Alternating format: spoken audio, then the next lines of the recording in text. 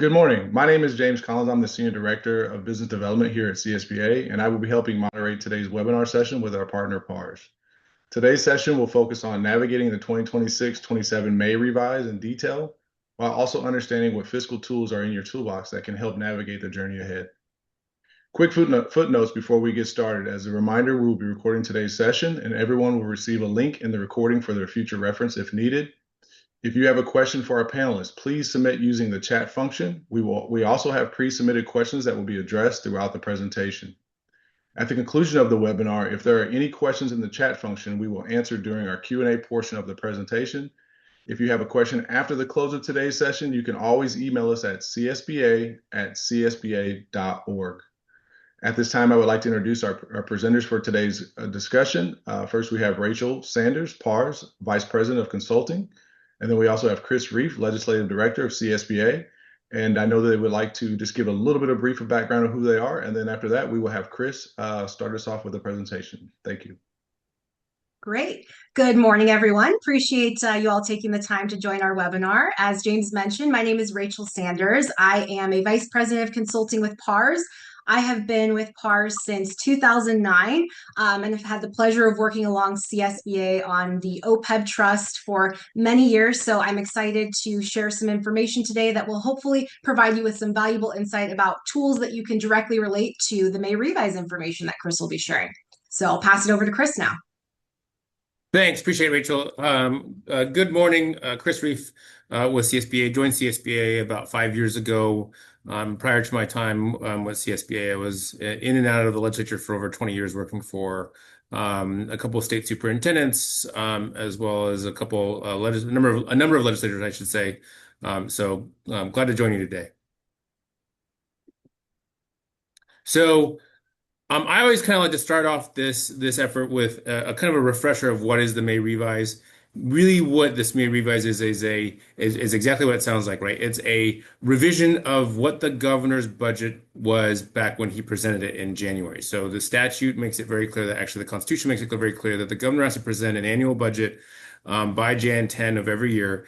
And then the statute requires that 1 month after we collect all of our personal income tax revenues, that there is a revision presented to the legislature of the governor's January budget. So that's what this is really. The May revise is a reflection of the true revenues that the state has collected as a result of really personal income tax filings. We'll get into this a little bit, and I think a lot of folks are kind of aware of this if you follow politics, but over 50% of the state's personal income tax revenues come from the top 1% of income earners. So just going to flag that as we start to go through these slides, because it does have a direct impact on how how Prop 98 is funded and just the volatile nature of how our state's revenue structure works.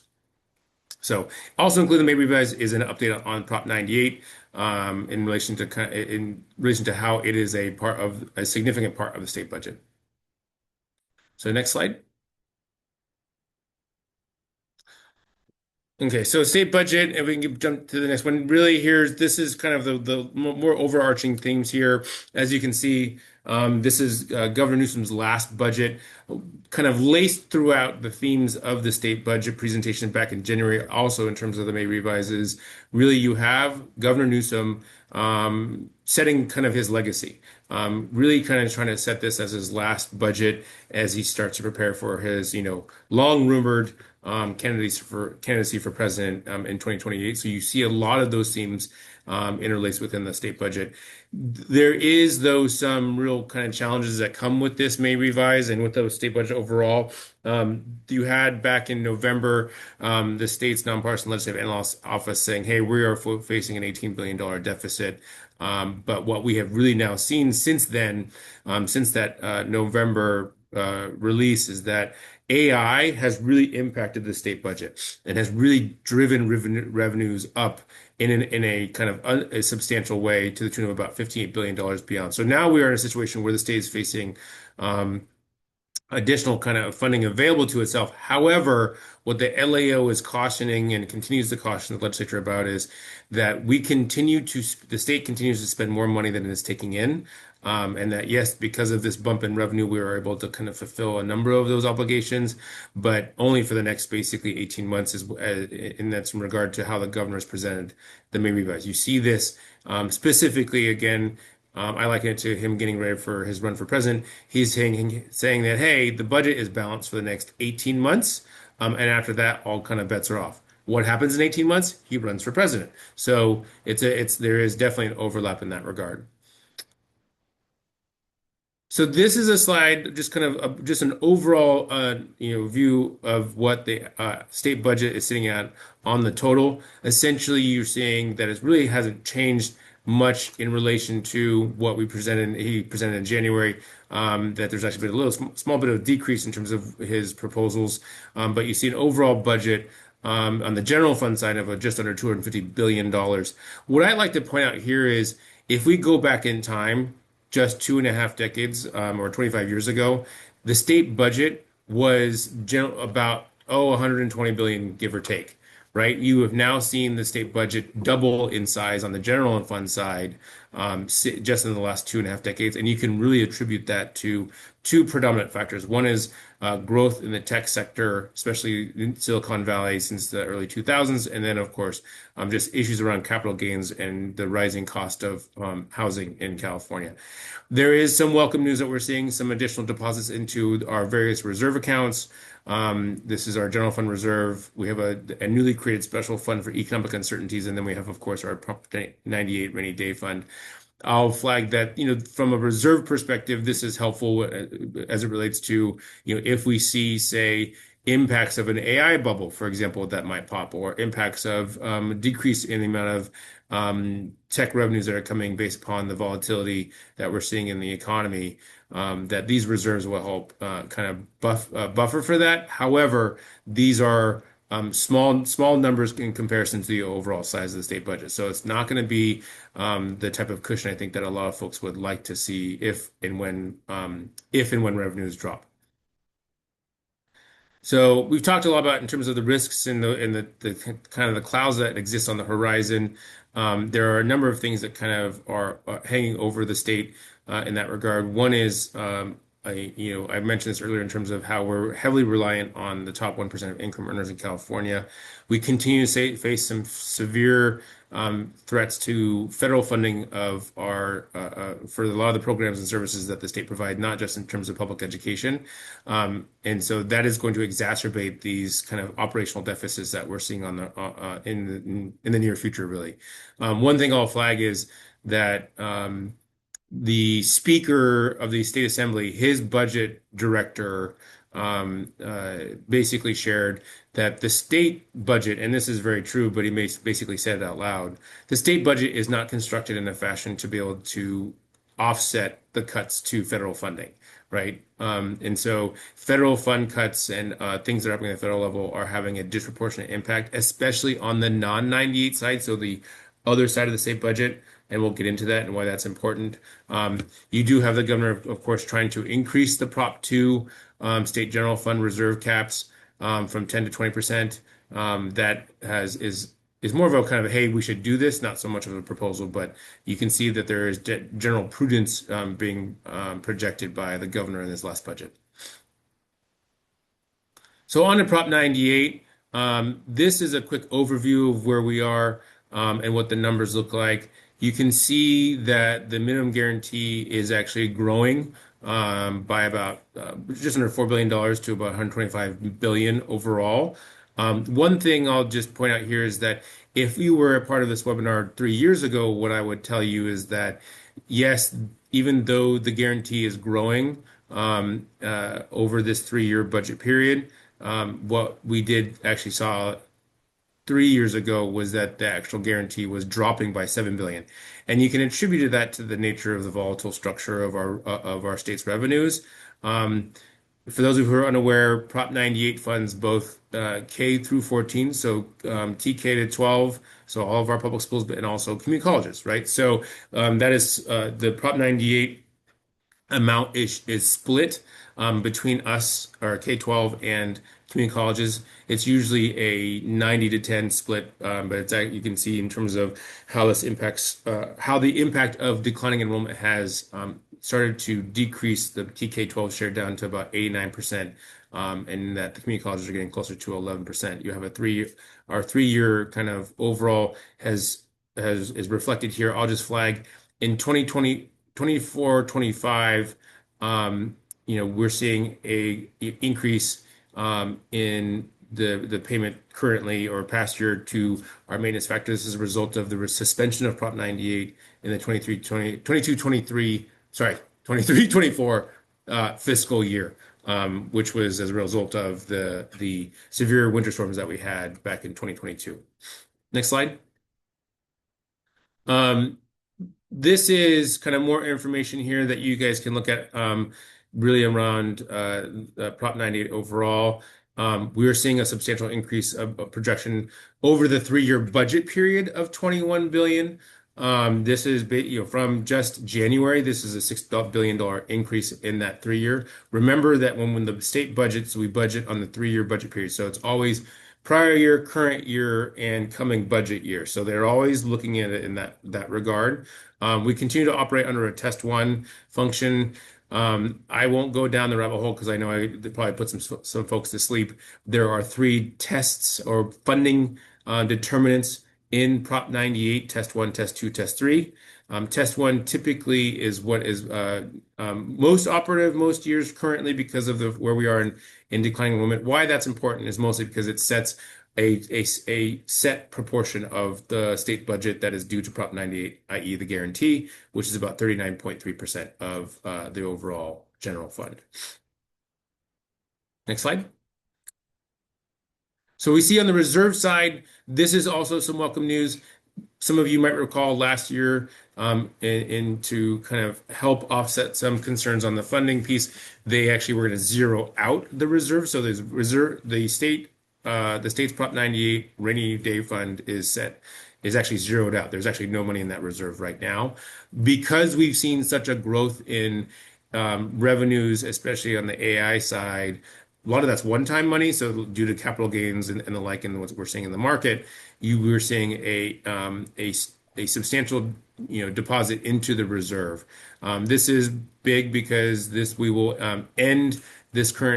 begin the next fiscal year with not just a maxing out of the reserve at the state level, which is 3% of overall Prop 98 revenues.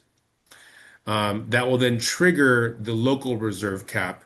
Now, I just want to flag on this last bullet here, even though the budget is saying, hey, your local reserve cap will trigger for 27-28, there is some confusion because the way that the reserve cap works is it says the reserve cap is triggered the year after in which a deposit is made into the reserve. So technically speaking, the reserve deposit isn't being made until this next fiscal year when it begins on July 1st. And so you usually will see that reserve cap trigger in the following fiscal year. So stay tuned on that. That's important because I'm sure as you guys are working with districts, they're going to be very mindful of how they are moving money around to be able to meet this local reserve cap, which is a 10% reserve cap. Couple caveats. The way the reserve cap works at the local level is that it's capped on unallocated or untargeted unspecified dollars, meaning that if a district has money set aside in, say, an instructional materials account or in a pension account, for example, or in a facilities account, those dollars don't count. It's in your untargeted or unspecified general fund that applies to the reserve cap. And the reserve cap does not apply to 2 types of districts. One is what we call basic aid districts or community funded districts. And if you're working with districts, they should know that. So that should be very clear. 2 is it doesn't apply to small school districts, which are defined as school districts that have 2,500 ADA or less.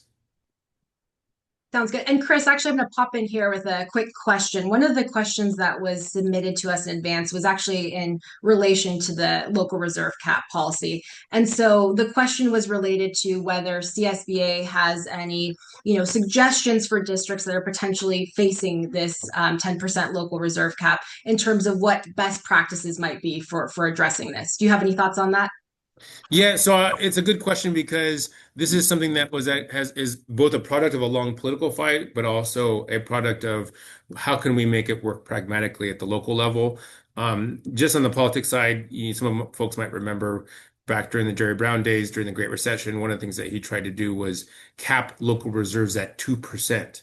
And this is more to kind of offset some cuts they were seeing at the state level and to help address those issues. So we fought that long and hard. This is where we actually got Prop 2 and a lot of the concessions in Prop 2 that provide for a lot of these flexibilities. From the flexibility standpoint, there's a good CBO is going, chief business official at a district level is going to understand how to be able to um, assign funds and then address to be able to maneuver how the cap applies to unassigned funds.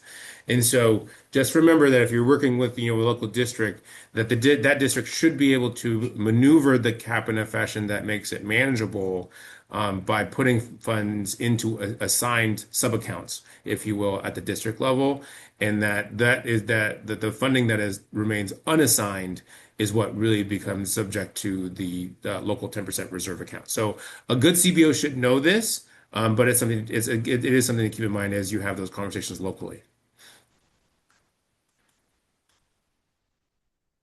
So I alluded to this in when we went through the overall Prop 98 numbers. This is important for folks to remember because when the state is in a place where they don't believe they can fully fund Prop 98, they can do what's called a suspension of Prop 98. In the states, or I should say in Prop 98's 40-year history, the Prop 98 has only been suspended 3 times total. And I'm going to get into why this is important here in a later slide. But why this is important from just the functional aspect is because when you suspend, it automatically creates this debt. We call it maintenance factor. It's basically red ink on the balance sheet. And what it means is that we will eventually be paid back for that suspended amount. And that is why we call Prop 98 the guarantee, right? With that suspension, with that debt, we get that money back, i.e. the guarantee is a guarantee.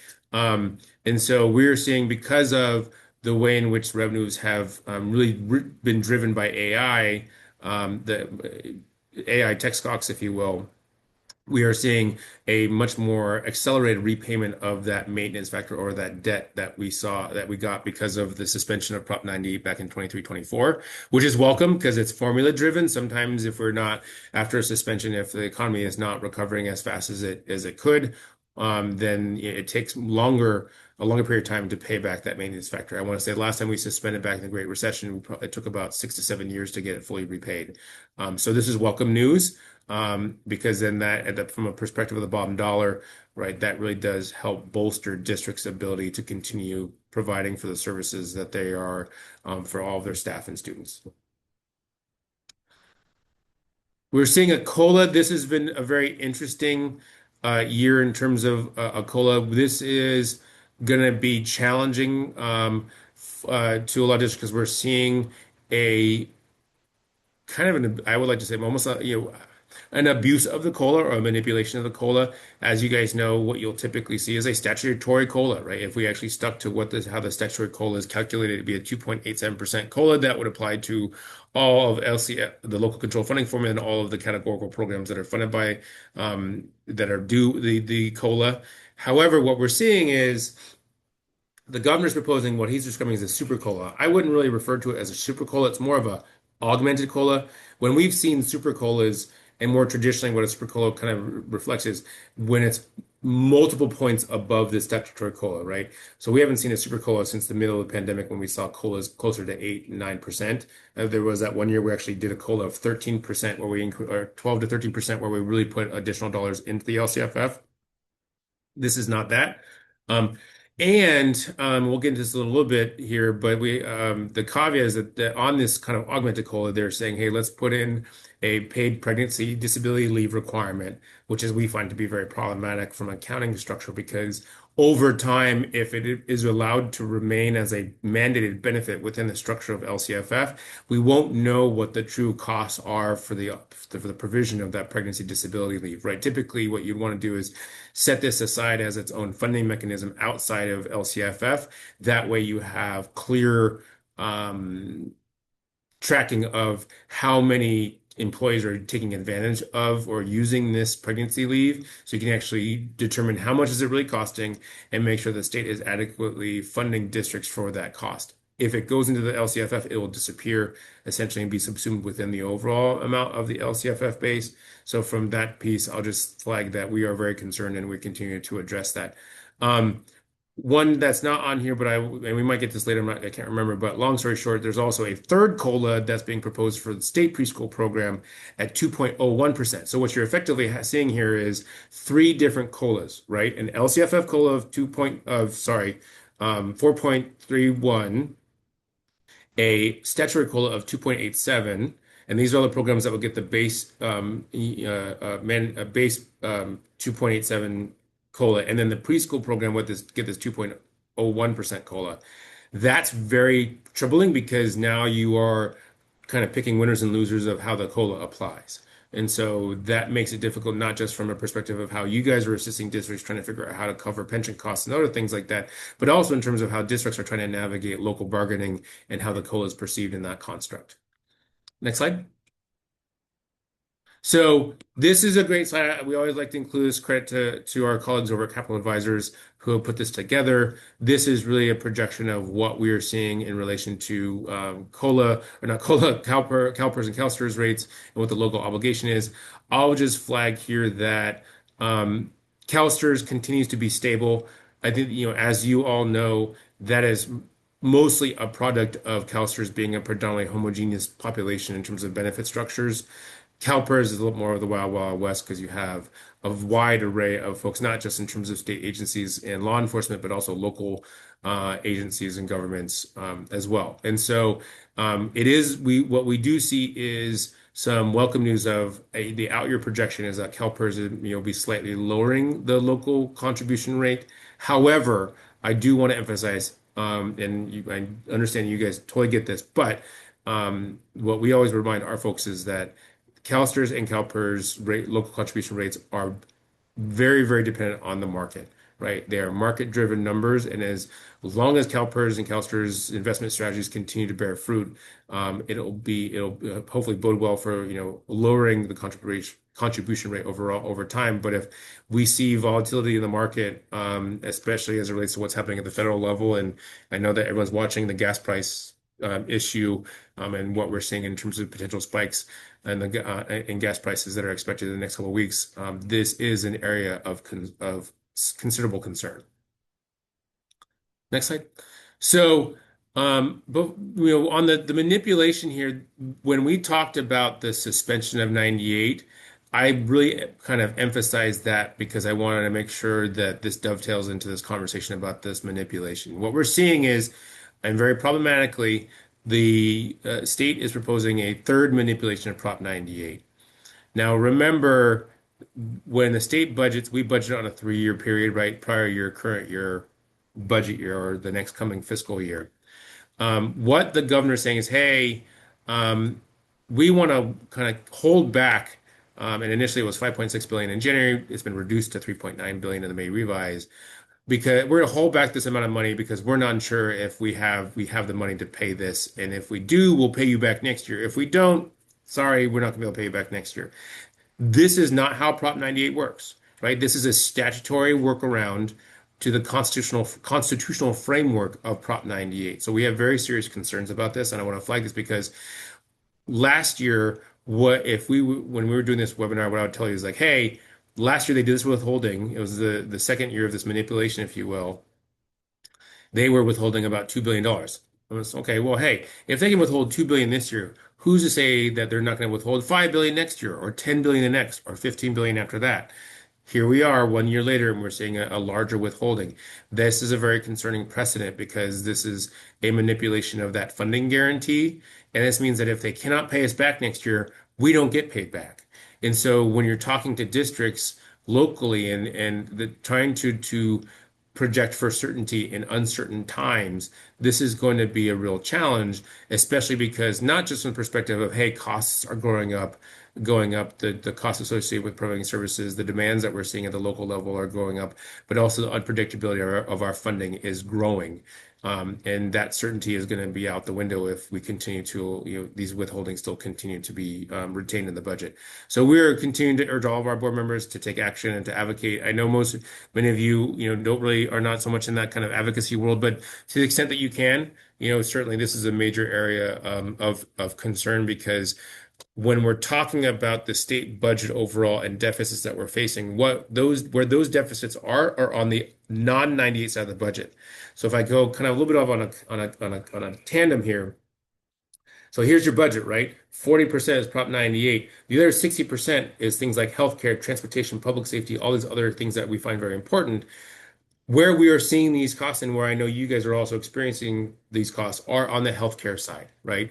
We have seen an exacerbation of the costs of healthcare, mostly on the Medi-Cal side at the state level from two factors. One is the state has substantially increased eligibility for our state's Medi-Cal program.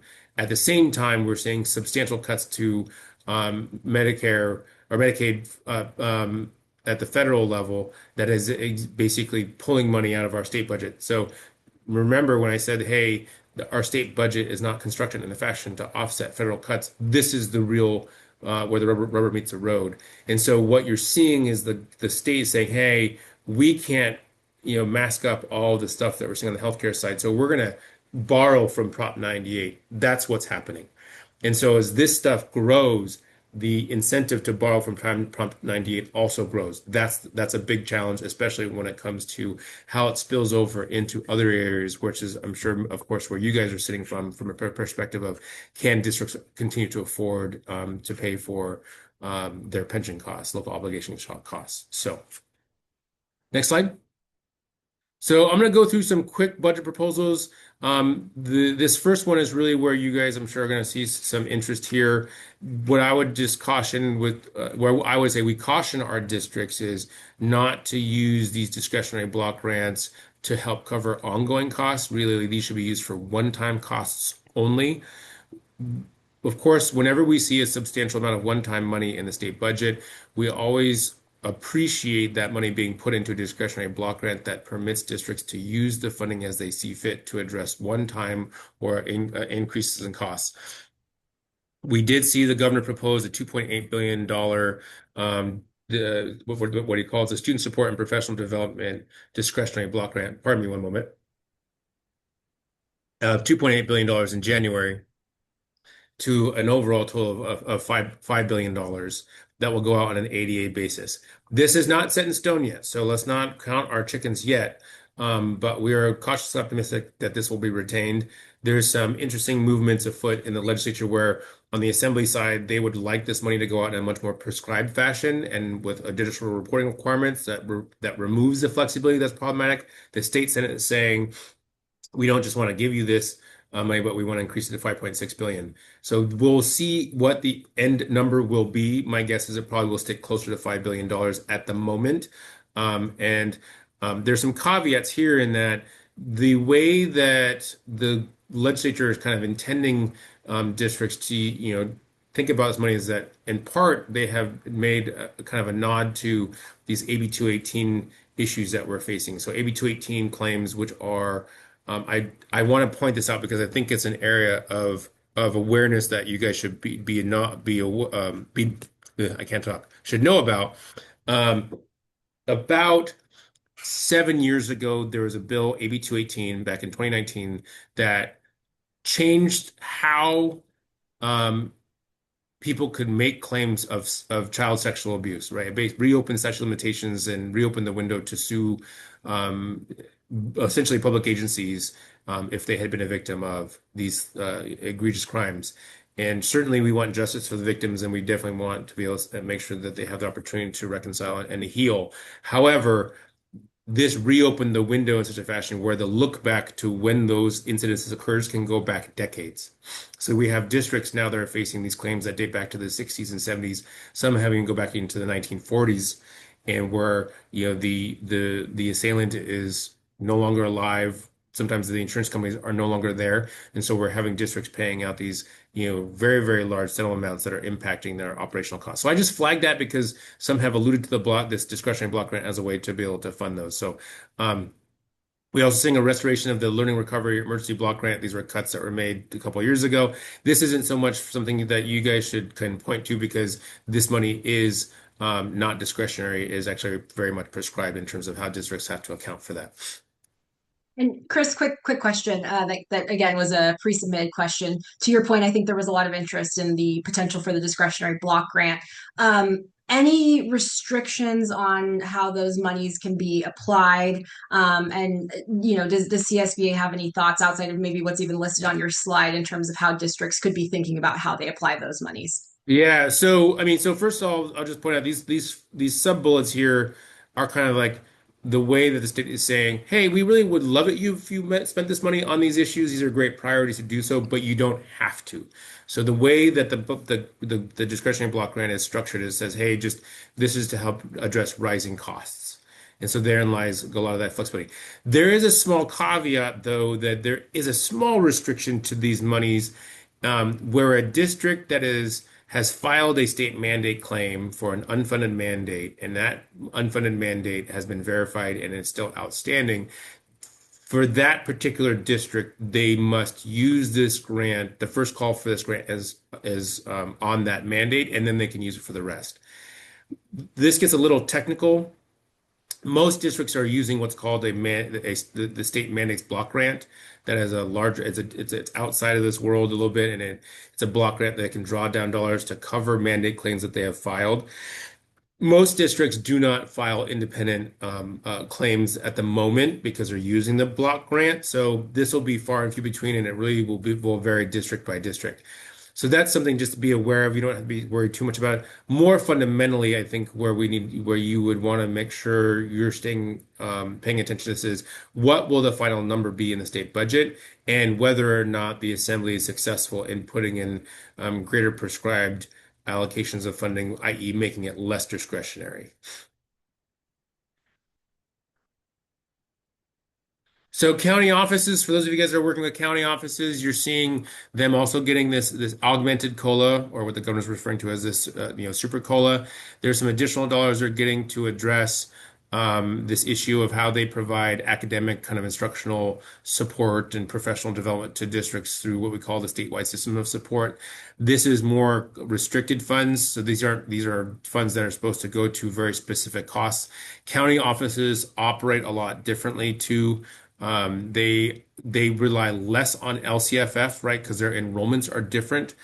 Just remember from a perspective of where services occur, county offices get a lot more funding from categorical or set aside funds as opposed to the per pupil funding methodology through LCFF because counties serve more at-risk youth, so youth who are going through the foster youth system or youth who are going through the delinquency system where they're going, say, for example, they're receiving services, the kids are receiving services through juvenile hall or do what we call court and community day schools. These are schools that are more for higher needs kids and with the goal of returning those kids back to their district of enrollment. And so the populations that they serve are very, very volatile and transient in nature. So just something to keep in mind that county offices funding mechanism through LCFF is much more volatile on the overall, and that they are more attuned to providing assistance to their member districts in that county than they are in terms of providing direct educational instruction. So just something to be aware of as you guys have interactions with county offices on their per STRS issues. Necessary small schools. These are extraordinarily small schools. Just from the perspective of when we talked about small school districts, which are 2,500 ADA or less, this is a smaller, subset of that number. I will flag for you that we have almost 1,000 school districts in California. Of that number, about 58% or 545 of them, give or take, are small school districts. A smaller number of them are these necessary small school districts. Necessary small school districts are so small that the economy of scale does not work when they're funded on an enrollment on an ADA basis. So instead of getting their LCFF based upon per student, right, attendance, what they get is a base amount. So to be able to help them address that economy of scale, we have been long advocating for an increase in the base funding amount for not just necessarily small schools, but all small school districts overall. However, I'll just flag that this is welcome, and you're seeing this in terms of an increase of almost 20% in their base funding amount. So for those of you who are working with your very, very small school districts, this is good. But again, it is really dependent on what the economy of scale based upon the size and the geographic nature of that district. Special education, so this is also very much welcome, though I will say this does not solve for the issues that we continue to face at the federal level. Under the federal level, right, we have what's called the Individuals with Disabilities Education Act, or IDEA, for short. At the federal level, the obligation or the promise that they have made is that, hey, we will cover 40% of cost, and the state and the locals will cover the remaining 60%. But since the inception of the IDEA decades ago, right now we're seeing a 10% or less in terms of what the federal share is to fund special education. So most of those obligations are happening at the state and local level. We're seeing a base funding increase to tune of about $2.4 billion in the per pupil amount. So this is increasing the base rate that districts will receive to just over $1,300 a student. This is welcome, but this is, I want to flag for you that this is not the panacea. This is helping kind of this special ed encroachment aspect into a district's general fund by alleviating some of that. So this is helpful in freeing up a little more general fund dollars. But I will flag that, again, special ed costs continue to grow and continue to be a substantial impact on districts' operational budgets. This is more detail on this paid pregnancy disability leave that we talked about. I'll flag from the perspective of what the cost is. Right now, the Department of Finance is estimating that cost to be at $218 million statewide. Again, if you don't account for the uptake or the enrollment of staff and the use of this benefit, we then lose the idea of understanding what the actual costs are. Some think that this 218 million is actually on the lower end, that this will be on the higher end. I will flag for those of you who work with districts that see substantial turnover of their education staff, and where they're continuing to recruit new teachers and younger teachers, they could maybe be disproportionately impacted by the costs associated with the offering of pregnancy disability leave than those who are more stable and have higher revenues to be able to pay higher payment or higher compensation rates for their district. So stay in mind, just stay in tune on this one, because this will have if it stays in the LCFF, that's going to be problematic from the perspective of it'll be an unknown and unpredictable cost year over year, district by district. So just on the overall here, we continue to see real issues on declining enrollment. A vast majority of our districts are experiencing declines in enrollment. What's not in here, and what I just want to flag for you, because there's a lot of folks who have different ideas of, oh, well, this will help address the declining enrollment and this won't. There are two predominant factors that really are the driving factors of declining enrollment. And then I will, for those of you who kind of follow the local stuff or the news, it's not about those who are leaving California. That is not a major factor. And what we have seen is the state's population actually is back on the increase again. What we've seen more is that populations are moving within California, not out of California. Two is that the two predominant factors that play a role in declining enrollment are birth rates and immigration. And we know that both are not doing well for a variety of reasons. And so those are the real factors. And there are some very sobering numbers coming out of districts, especially out of Los Angeles, where we expect declining enrollment to accelerate in the coming decades. So just something to keep in mind. I referenced 218, talked about what that was. Those continue to be real threats to districts' operational budgets. The federal funding aspect is a substantial issue and is very, very concerning. So just keep in mind that those are also big stresses that districts are facing. And just overall costs, right? Overall costs on the inflation side. If we see gas prices go up again, that'll have a spillover effect on everything else, and that will be very challenging for districts too. So even though we're in this great time of growth on AI, as I'm sure everyone is experiencing, not everyone's benefiting from this AI piece. So even though it's generating a lot of revenue, we still see, rank and file folks continue to struggle, and that will impact districts. And of course, you guys are all very familiar with pension costs and the reliability on tech sector and the market. So, I don't want to be a broken record here. You see a lot of what we're experiencing, the AI piece, and that the budget is largely balanced. The manipulation of 98 will just exacerbate where we're seeing a lot of other cost pressures. And of course, and I want to make a little kind of a plug here on this SOS for student achievement. I know you guys aren't really tracking this one, but what we're saying is, hey, there's a lot of accountability that exists for districts that are increasing costs for districts too. At the same time, there is not that same level of accountability for state, right? The state is kind of just issuing new mandates, not funding mandates. There's over a baker's dozen of different state agencies that play an oversight role in public education at a local level. You can imagine how that's dizzying, right? When you're looking up at all the states that are asking you to do stuff, they're not aligned, they're not communicating, collaborating with each other necessarily. So we're saying, hey, it's time for the state to get aligned with itself so that it can be better suited to support districts as opposed to interfere or address this from a compliance perspective. So that's a lot of me talking. I really appreciate. Thank you, Rachel, for the questions, and happy to move to the next slide. Okay, excellent. Thank you, Chris, for that great information. Lot to digest, and hopefully that will help us segue into this next section as districts start to think about what are the implications of the May revise, what is now sort of the forefront of how they're thinking about their budgets and potential uncertainty on the horizon, and what are some solutions that they can think about, or tools in their toolkit is another way of saying that, in terms of how they can start to plan for some of this uncertainty.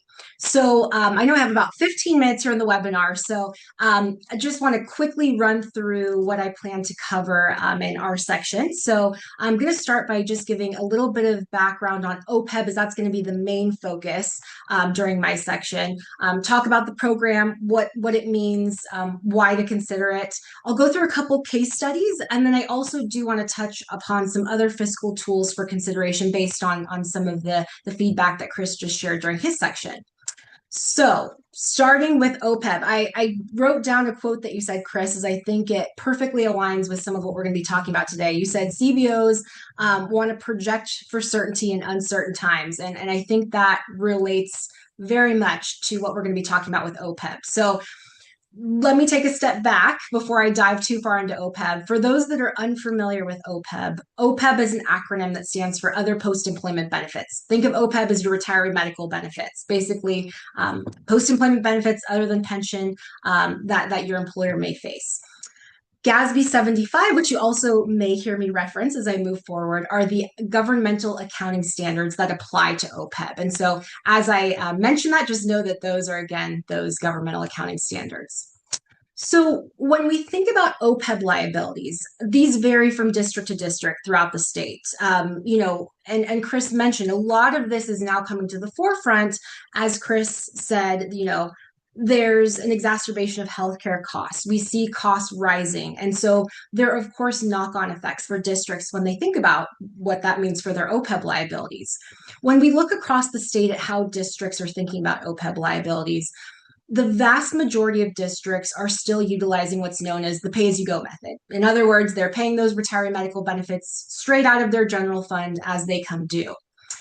We know that some districts have, dedicated reserves within their general funds where they have funds earmarked specifically for OPEB.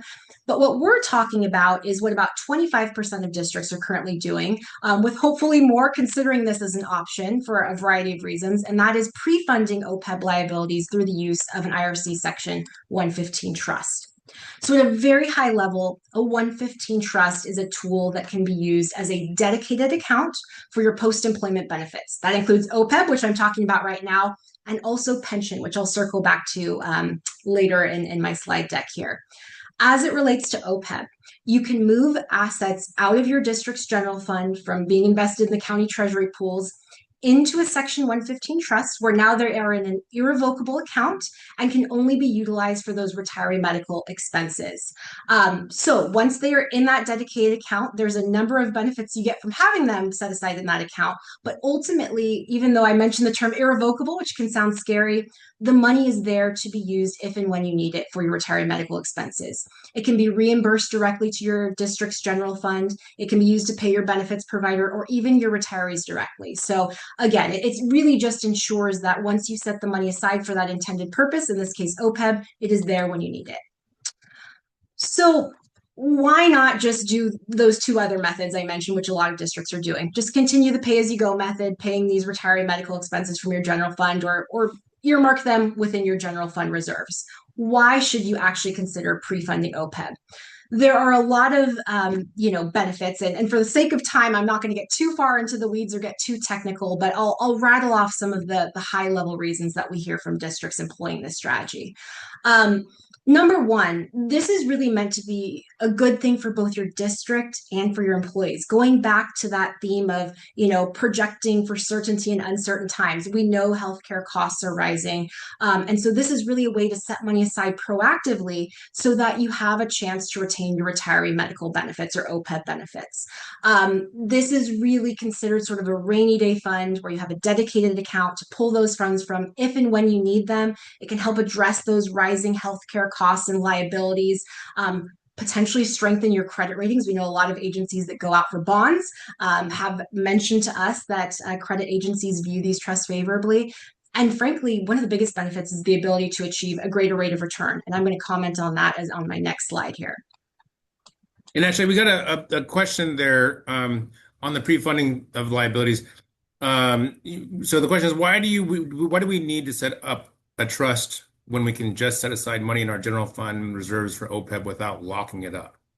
Yeah, great question. And I think that the thought of locking it up sometimes comes when I mention the word irrevocable. It sort of evokes fear among some districts.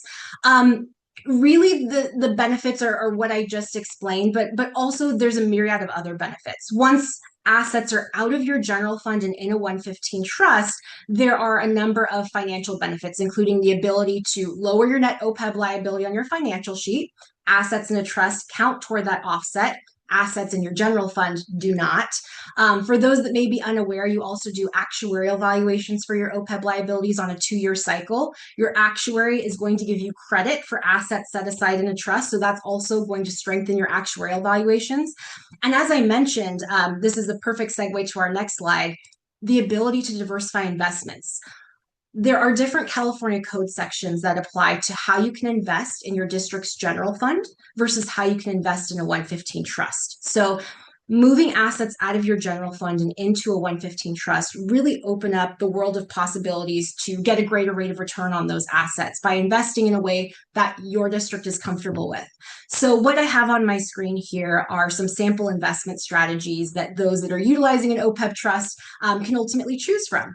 And we have very conservative investments, fully fixed income, all the way up to growth-oriented investments, which in this example has about 75% in stocks and everything in between. So what I would have you focus on is really these long-term return expectations. And these are, done through modeling by our investment partners. But, look, for example, at the balance strategy, a 6.6% return expectation over 30 years. That would vary significantly from what you might expect to get if those assets were simply set aside in your general fund. So you're really, again, helping to plan for the future. Going back to what Chris reiterated, some of this uncertainty, again, can really be mitigated by pre-planning and doing something now to help grow those assets for future needs. Quickly, this is also a look back. I showed you the return expectations, but these are the actual experiences of the districts that have been participating in these various investment options. So again, the 1-year column as of March 31st, 2026, great 1-year run in the market. But even as we look back over 10 years, really strong returns. And you can imagine that the districts who had been participating in these trust programs really saw the benefit in growth in assets through the ability to diversify investments. So we're often asked, what are other districts doing? This chart is just a quick snapshot of where others are investing. Balanced and conservative, the two sort of middle of the road, which have either 40 to 60% in stocks, are the most commonly chosen. But the beauty of this program is it's not a one-size-fits-all program. And certainly every district has different goals and objectives. Ultimately, you can choose the strategy that works best for your district's needs.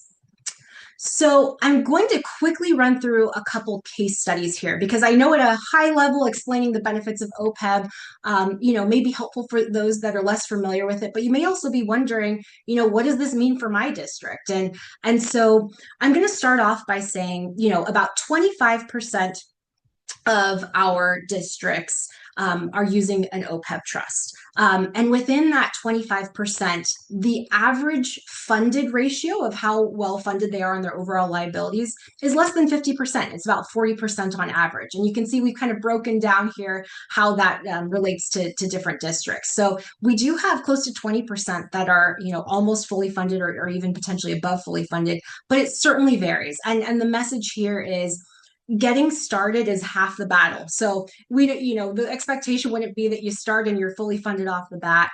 Certainly, districts that just start setting aside money now and work toward fully funded is a great step in the right direction. So let's look at two different school districts and how they ultimately decided to utilize this type of account. So school district number one. This is a district located in Santa Barbara County. They have 8 schools covering preschool through 8th grade, about just over 5,000 students. And the way that they approached the trust was back in 2019, they did have some earmarked funds, about 3.4 million that they could set aside into the trust. And the prevailing thought at this district was, we're going to set up an internal policy that we're going to analyze our budget at the end of every school year and see if we have the ability, if we do have a budget surplus, for example, or one-time monies, if we can move some of that into the trust to continue funding it as we go. So here is exactly what they ended up doing. This is a history of their activity. You can see that initial 3.4 million went in plan year ending 2019. And then they were able to make 3 subsequent contributions when their budget allowed for it. They hadn't taken any money out of the trust. You can see how they grew from 3.4 million back in 2019 to now present day over 12.5 million. So very significant growth. And this also had lasting effects in terms of their reporting. So as I mentioned, when Chris asked the question, what are the benefits of OPEB pre-funding? Here's some of what you can see as a result of their latest actuarial valuation. You can see their overall OPEB liability went down.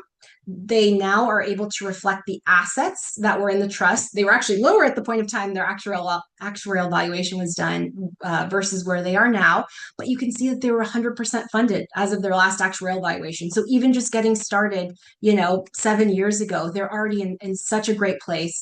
And when you look at your pay-as-you-go number here, 1.192 million in this district's case, ultimately that is the amount that they could reimburse themselves in a given year if they needed to. And so now they know that they have this rainy day fund, they're fully funded, and they have another source of income to help mitigate some of those rising retiree healthcare costs. District number 2, different story. Okay, so this district located in San Diego County, right around 6,300 students, 13 schools. This district had about $11.2 million set aside in a reserve account. So great jumping off point. Unlike the first district I mentioned, they did not actually want to set up a policy where they continued contributing. Rather, they wanted this $11.2 million to go to work for them. And I say that because their goal was really to take the investment earnings off the top of that principal value of $11.2 million. So you can see they did exactly that in the year following their initial contribution. They saw a positive investment return, and they took roughly $700,000 from the trust to pay for their retiree medical expenses that year. They haven't had to take a disbursement since, but I have been in conversations with this district about potential needs to, and whether this year or in future years. And the great news is that you can see their account balance has grown. Even with that disbursement, they're now over 15 million. And really, they're just putting their money to work for them so that they can draw down on these funds, pay for those retiree medical expenses as needed. Similar story here. Great comparison when we look at where they were at with their original pay-as-you-go methodology for their actuarial valuation. They had almost $20 million liability. That dropped to about $17 million. They're able to reflect the assets in their trust as a direct offset to now show a net OPEB liability of $5.4 million. As I shared, they're actually higher than this now, so this would look even better, but they're at about 70% funded just through that initial contribution and the benefit of getting those investment returns. So again, this just goes to show there's different ways to think about OPEB, but in both cases, you can see that these districts really helped meet their ultimate goals for how they wanted to use this trust. All right. And I do see we are almost at the hour, but I got a message from James saying it's okay. It looks like if we go maybe about 5 minutes over. So I'm going to try to go very quickly through these last slides. Understand if some of you, have to drop off once we reach the hour, but I'll just kind of quickly touch upon some of these other high level things as we move forward here. So in terms of sample OPEB funding policies, I mentioned one district that I gave an example of did have a funding policy. Not a requirement, but certainly something to think about. And I do want to relate this back to some of the things that Chris said during his portion. One common example of a funding policy is the ability to identify one-time general purpose funds that can be appropriated through the state budget and ultimately recommend that a portion of those be allocated to your district. So we had the question that came up about the discretionary block grant. That could be a perfect example of monies that you may wish to identify to ultimately set aside into the trust. One-time monies to get this thing started. I won't go through all of these for the sake of time, but another callback to something that was discussed during Chris's portion is the local reserve cap. We actually just worked with a district this school year who is planning for that local reserve cap to go into effect, and they lowered their reserve policy from 13 down to 10%. They took that 3% delta, moved it into the OPEB trust to get it started. So again, there's a myriad of ways that you could think about starting to seed money, but those are just two examples that, again, you could think about in relation to what you heard on the May revise. Okay, so very quickly, I'm going to go through just a couple other tools here, and one of which also was mentioned by Chris, and that is the rising cost of pension. So it goes without saying, when we take a look back, even just a decade ago, where STRS and PERS rates were to where they've come now, very dramatic increase over time. And to Chris's point, a lot of this is contingent upon market performance, and certainly volatility in the market can have an impact on these rates. CalPERS's numbers specifically being actuarially set have had a lot of variance over the years. And just like with OPEB, another prudent consideration for your district might be to start pre-planning for the rising STRS and PERS costs. And the good news is that just like the 115 trust is able to allow for money to be set aside for OPEB, the same holds for pension. And so certainly your district might want to consider starting to set aside any identified one-time monies for pension pre-funding. Just like with OPEB, you can create a rainy day fund, in this case, specific to your STRS and PERS costs. It can help smooth out or stabilize those rates over time, and really, again, be used if and when you need to help mitigate or offset those rising costs to your budget. Just like with OPEB, you have the ability to diversify how you're investing. You can invest differently than you're investing OPEB. So the major takeaway for both OPEB and pension is these are locally controlled accounts, meaning we know every district has different objectives, different goals. You set this up in the way and invest in a way that best meets your local needs. And again, we would be happy to work with you on that. Okay, and then the last tool in the toolkit that I am going to mention relates to, a lot of the uncertainty that Chris has referenced. And specifically when we think about, operational difficulties, not only budget uncertainty, but declining enrollment, potential staffing concerns. When we look at sort of these traditional cost-cutting methods, maybe layoffs, position elimination, step and column freezes, salary reductions, increased class sizes, all of these are things that don't feel good for districts to have to go through. And what we're here to propose is a tool that maybe is a better way to approach some of these, more traditional cost-cutting methods. And that's really looking for a tool that instead focuses on cost saving. So this could be done through what's called a SERP, or a supplementary retirement plan. For those that may not be familiar with a SERP, this is really a program wherein you can incentivize or encourage your employees that are maybe at the top of the salary schedule to consider resignation or retirement from service earlier than they would have normally planned. The goal being that by incentivizing these folks to move into retirement earlier, you would be accelerating your natural attrition and ultimately backfilling those outgoing positions with lower salaried employees, and also giving yourself the ability to evaluate potential positions that could be non-replaced to allow for even more savings. These plans are really designed to be a win-win, wherein you're honoring your long tenured employees, making them feel good versus simply laying off people, helping to revitalize your workforce with some of your younger employees who can hopefully backfill those positions. But also, it can help you meet your, fiscal and operational objectives. If you were otherwise going to be doing layoffs, this is certainly something that would feel better, and it can also help you save money. So again, meant to be a net positive for everyone. In terms of why offer, just to again hammer home some of those points, really this is done by districts that maybe they are facing declining enrollment, and this is a way to mitigate layoffs. Or maybe they're just looking to restructure within their districts, do some reshaping of departments. Maybe this is a negotiation tactic. We worked with lots of districts that have said, hey, our unions are asking for a program like this. Can we analyze it? No matter what your goals are, PARS can ultimately assist you with running a complementary analysis. So if your district is at all, kicking the tires on an idea like this to see if it may help you meet your objectives, just know that we can run a no obligation analysis for you. We'll let you know if, the numbers pencil out favorably or even not favorably in a given year. And you can at least make it an informed decision about whether or not this tool may help you this year, or even just keep it in your toolbox for examination in a future year. So now that I've gone 5 minutes over, thank you everyone for bearing with me, and let me turn it over to James. Yeah, no worries. Don't sweat the 5 minutes. I do want to open it up to questions through the chat function. I'll give it a few minutes here before we conclude. So I know there were some questions that Rachel, you and Chris addressed during the presentation, and I know it's a lot of detail. But we do want to make sure that we give that time allotted in case folks do want to ask a question here. And while we wait, is there any other questions that are typically asked, Rachel or Chris, that we have not addressed? I know you guys did a really good job of covering all the points.